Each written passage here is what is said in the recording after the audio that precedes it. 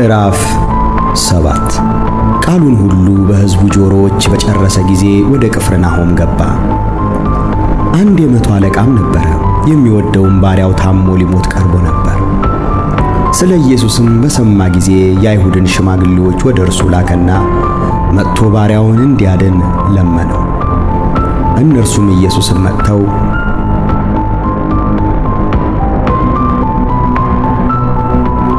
ይህን ልታደርግለት ይገባዋል፣ ሕዝባችንን ይወዳልና ምኵራብም ራሱ ሰርቶልናል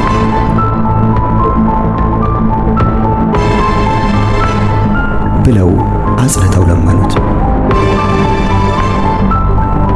ኢየሱስም ከእነርሱ ጋር ሄደ።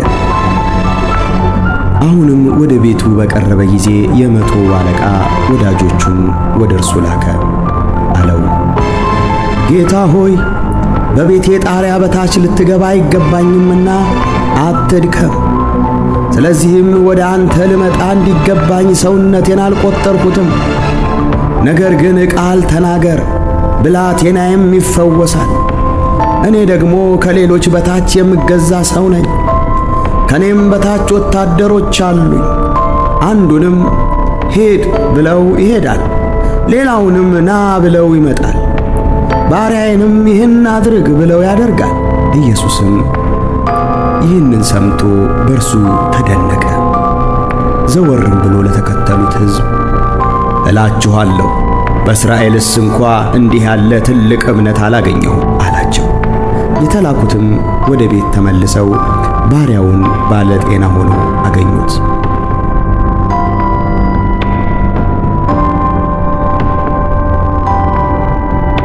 በነገውም ናይል ወደምትባል ወደ አንዲት ከተማ ቪዲዮ እንደወደዳችሁት ምንም ጥርጥር የለኝም። ስለዚህ አሁኑኑ ሰብስክራይብ እንዲሁም ደግሞ ላይክ በማድረግ መልእክቱ ለሌላው እንዲደርሱ በማድረግ ተባበሩ። ሄደ። ደቀ መዛሙርቱም ብዙ ሕዝብ ከእርሱ ጋር አብረው ሄዱ። ወደ ከተማይቱም በር በቀረበ ጊዜ እነሆ የሞተ ሰው ተሸክመው አወጡ። እርሱም ለእናቱ አንድ ልጅ ነበረ፣ እርሷም መበለት ነበረች። ብዙም የከተማ ሕዝብ ከእርሷ ጋር አብረው ነበሩ። ጌታም ባያት ጊዜ አዘነላትና አታልቅሺ አላት። ቀርቦም ቃሬዛውን ነካ፣ የተሸከሙትም ቆሙ። አለው፣ አንተ ጎበዝ እልሃለሁ ተነሣ።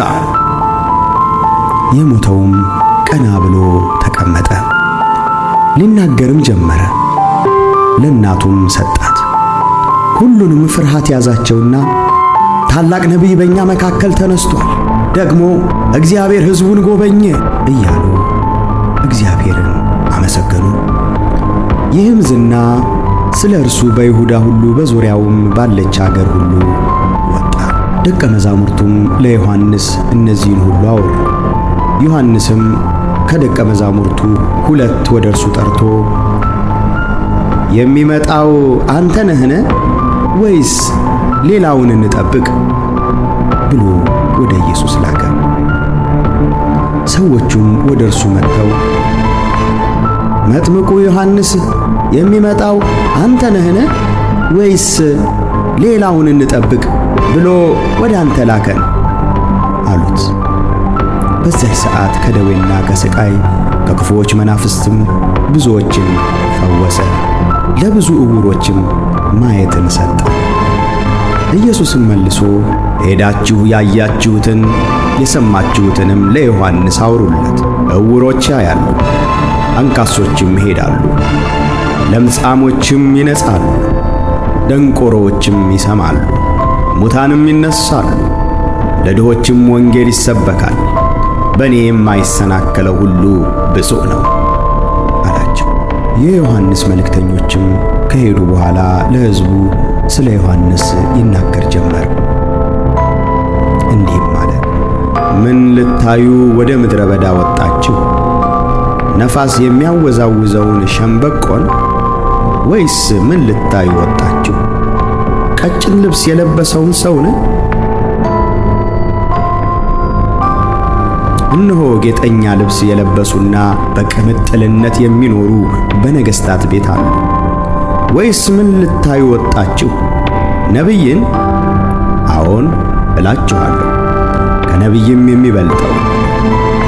እነሆ መንገድህን በፊቴ የሚጠርግ መልእክተኛዬን በፊትህ እልካለሁ ተብሎ የተጻፈለት ይህ ነው።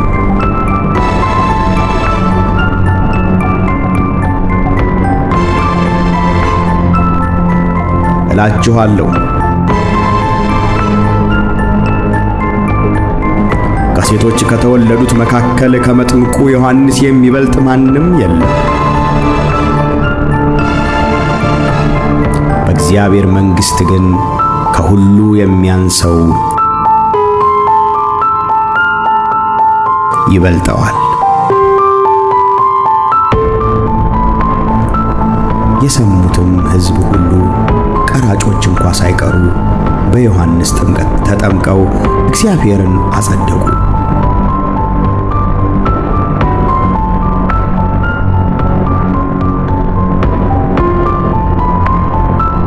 ፈሪሳውያንና ሕግ አዋቂዎች ግን በእርሱ ስላልተጠመቁ የእግዚአብሔርን ምክር ከራሳቸው ጣሉ። እንግዲህ የዚችን ትውልድ ሰዎች በምን መስላቸዋለሁ? ማንንስ ይመስላሉ? በገበያ የሚቀመጡትን ልጆች ይመስላሉ።